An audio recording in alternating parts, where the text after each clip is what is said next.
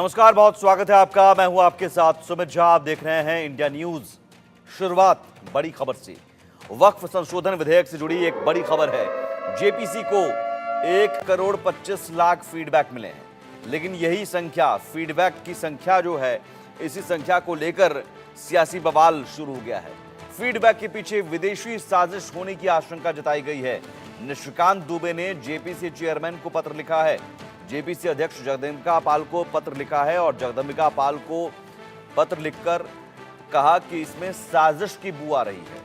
कई फीडबैक की भाषा मिलती जुलती है। ऐसे में पाकिस्तान की आईएसआई पर साजिश का शक है।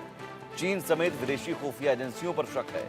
निशिकांत दुबे जेपीसी के सदस्यों में भी शामिल हैं और निशिकांत दुबे की इस आशंका पर किरेन रिजिजू ने भी चिंता जताई है, क्योंकि अब तक जेपीसी को 1,25,00,000 फीडबैक मिले हैं।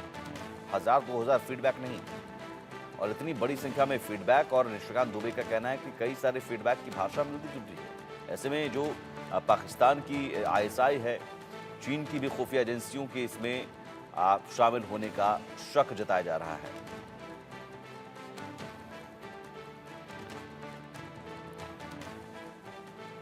और निशिकांत दुबे को ओवैसी की चुनौती। ओवैसी ने चुनौती दी है कि निशिकांत दुबे इस बारे में सबूत दिखाएं। जाकिर नाइक आईएसआई के शामिल होने का प्रमाण दिखाएं। क्या चीन भारत में रजिस्ट्रेशन कर सकता है? निशिकांत दुबे को तथ्यों और प्रमाण पर बात करनी चाहिए। क्या आईएसआई, चीन और जाकिर नाइक वक्फ में शामिल हैं? निशिकांत दुबे की इन आशंकाओं पर अब ओवैसी ने सवाल उठाए हैं और सबूत की मांग की है।